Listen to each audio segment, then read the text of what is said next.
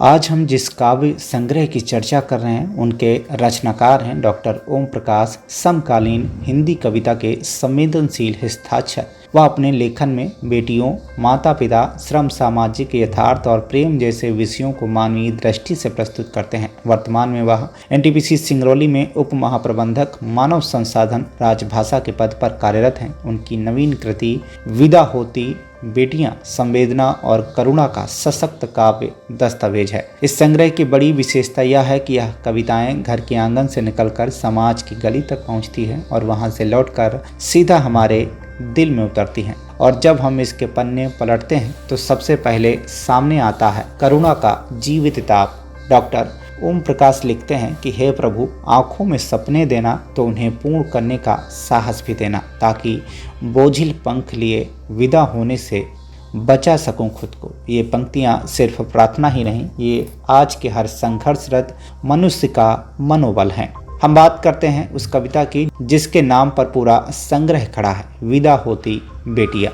बेटियों की विदाई हमारे समाज की सबसे भावुक रस्मों में से एक है, लेकिन कवि यही नहीं रुकते। वह हमें बताते हैं कि कभी कभी यह विदाई केवल रस्म नहीं रह जाती, किसी के जीवन का स्थायी सच बन जाती है। कवि लिखते हैं कि विदा होती बेटियां कभी कभी हमेशा के लिए विदा हो जाती हैं। यह एक पंक्ति नहीं, यह समाज के माथे पर लिखा हुआ प्रश्न है। क्या बेटी का लौटना आज इतना ही सहज है? क्या हमारे घर और समाज अब बेटी को पराया मानने की आदत से मुक्त हो गए हैं? इस संग्रह में पिता और माँ पर लिखी कविताएं पाठक को भीतर तक छूती हैं। पिता का संघर्ष छाया बनकर सामने आता है। पिता की छांव में बेफिक्र जिंदगी बिताते हुए सोचा कहाँ था कि सिर पर साया न हो तो असमय पतझड़ में झुलस जाते हैं ख्वाब। और माँ का अकेलापन आज की सबसे बड़ी त्रासदी बनकर उभरता है। भीड़ भरे शहर में अकेली हूँ, चीखती हूँ भयावह सन्नाटे में, और लौट आती है मेरी आवाज़, तुम तक नहीं पहुँचती। ये पंक्तियाँ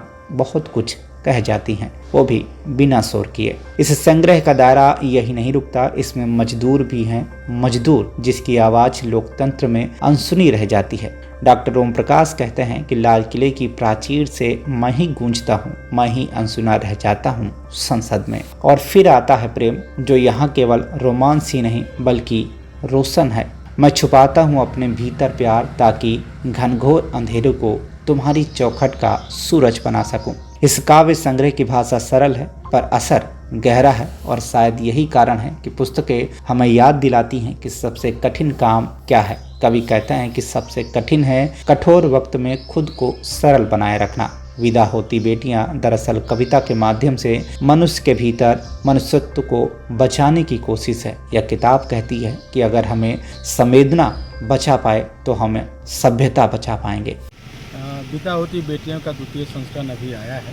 प्रथम संस्करण इसका अगस्त 2025 में आया था, जिसमें मूल रूप से आपने देखा होगा कि विदा होती बेटियां में बेटियों की विदाई से संबंधित, माँ के अकेलापन से संबंधित, पिता के संघर्ष से संबंधित, या मजदूर की जो पीड़ा है, स्त्री का जो दर्द है, प्रेम की बहुत सारे जो कविताएं इसमें संग्रहित थी और ये जनता को काफ़ी पसंद आई थी। मूलतः ये जो विदा होती बेटियां संग्रह है, ये समय की समाज की संवेदनाओं का एक जीवंत दस्तावेज है। जिस समय और समाज में हम लोग जी रहे हैं, जहाँ हमारी संवेदनाएँ कम हो रही हैं, प्रेम कम हो रहे हैं, रिश्तों का मूल्य समाप्त हो रहा है, ये उसी को बचाने के एक तरह का प्रयास है। इन्हीं तरह की कविताओं को इसमें हम लोगों ने दिखाई हैं, और इस कविताओं के माध्यम से हम लोग ये दिखाना चाह रहे हैं कि जो मनुष्य का धर्म है, मानवीयता का धर्म है, संवेदना का धर्म है, वो जितना अधिक बचेगा उतना ही हमारा समाज और सुंदर बनेगा और सभ्य बनेगा और संवेदनशील होगा।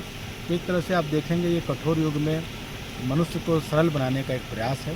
इसमें इसी तरह की बहुत सारी कविताएं हैं जो आपसी संबंधों को, आपसी मनुष्य को और संवेदनशील बनाने का एक उत्कृष्ट प्रयास है।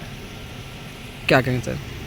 मैं एनटीपीसी में उप महाप्रबंधक मानव संसाधन के पद पर कार्यरत हूँ, और पिछले 18 वर्ष से मैं निगम सामाजिक दायित्व CSR के तहत खासतौर से बच्चों के लिए, बुजुर्गों के लिए शिक्षा, स्वास्थ्य, विभिन्न प्रकार की गतिविधियों में एनटीपीसी की ओर से कार्य कर रहा हूँ।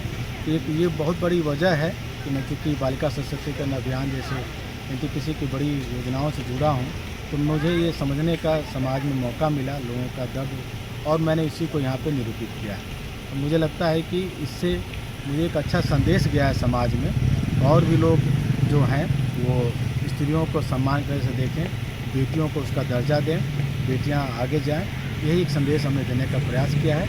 इसमें जितने अधिक लोग जुड़ेंगे उतनी मुझे बेहद खुशी होगी। सिंगरौली जिले से अमित पांडे की रिपोर्ट, TV1 इंडिया न्यूज।